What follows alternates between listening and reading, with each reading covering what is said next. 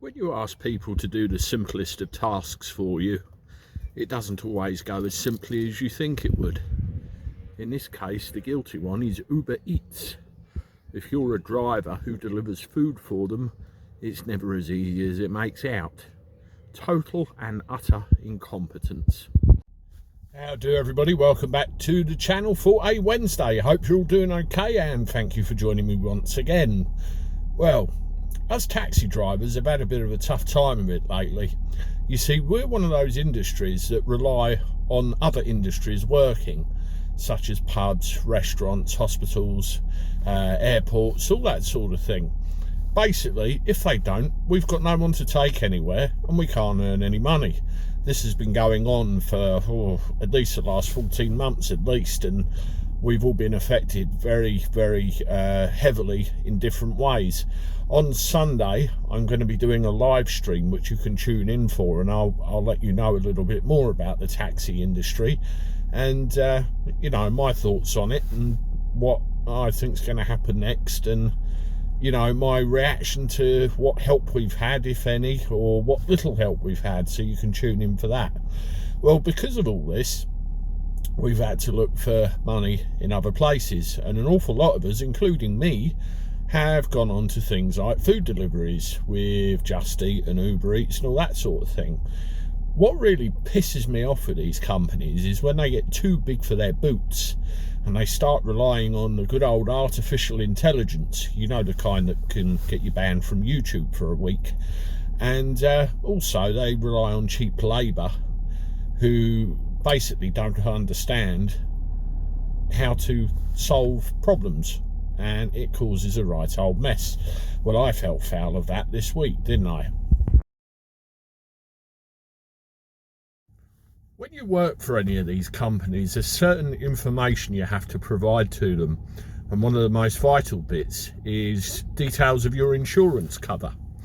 Now, for ages with Uber Eats, they would not accept my perfectly valid private hire insurance, which I have for the transport of people and goods in return for money. It's standard in the taxi industry, they wouldn't have it. So I had to get secondary insurance, which actually specifically mentions the word food on the policy details. I had another complication. I couldn't insure this car, they wouldn't let me do it, so I had to use my wife's. Anyway, we roll forward a few months and I'm now able to use my own insurance cover because they've worded the policy documents slightly differently, and I can therefore use my own car. So what I wanted to do was remove my wife's from the system and just have mine. So I sent them this message. Right, it's not me, is it? Very simple instruction. Remove one car and keep the other. Simple, I thought, and I don't think I was confusing anybody with what I put there in that sentence, do you? Well, this is what happened next. Fucking incompetent. They deleted the wrong car. Even though I said delete one, they deleted the other. Unbelievable. And then they went further and put instructions underneath on how to add vehicles, all very templatey, and I can't work out whether it's incompetent human intervention or the computer said no and had a meltdown. Well, I sent them another message, didn't I? Check this out. So, as well as deleting the car I wanted them to keep, they also eventually deleted the car that I wanted deleted in the first place. And it's all different names, different people dealing with the same support request.